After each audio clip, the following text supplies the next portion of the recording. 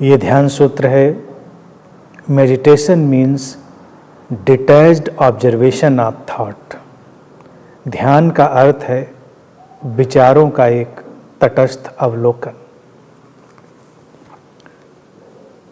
विचारों के तटस्थ अवलोकन पर हमेशा बात करी गई है। ध्यान की जब भी बात हुई है तो हमेशा ये बात सामने रखी गई है कि विचार जो हैं हमारे भीतर, उनको हम डिटैच होकर ऑब्जर्व करें।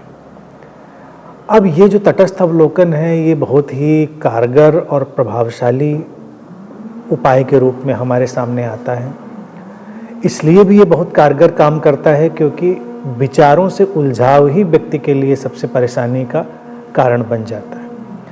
विचारों की घटना घटती है, इसको हम जानते हैं। जो भी ध्यान को ठीक से समझने लगता है वो जानने लगता है कि विचार घटते हैं, उनको हम पैदा नहीं करते। लेकिन विचारों से जो तादात्म्य है हमारा कि ये विचार मेरा है, ये विचार किसी और का है, वो जो तादात्म्य है वो हमें परेशान करता है। हमारे जो मन की जो पूरी जगह है उसको घेर लेता है और हम पूरी तरह उससे आच्छादित हो जाते हैं।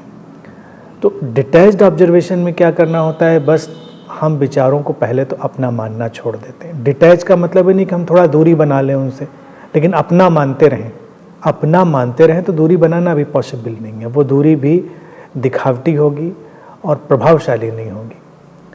अब पहला काम तो यही करेंगे कि विचार हैं, इसका स्वीकार, विचार घटते हैं, इसका स्वीकार, और विचारों से अपना व्यक्तिगत तादात्म्य तोड़ लेना। तो जब हम व्यक्तिगत तादात्म्य तोड़ेंगे तो विचारों से एक दूरी बन जाएगी।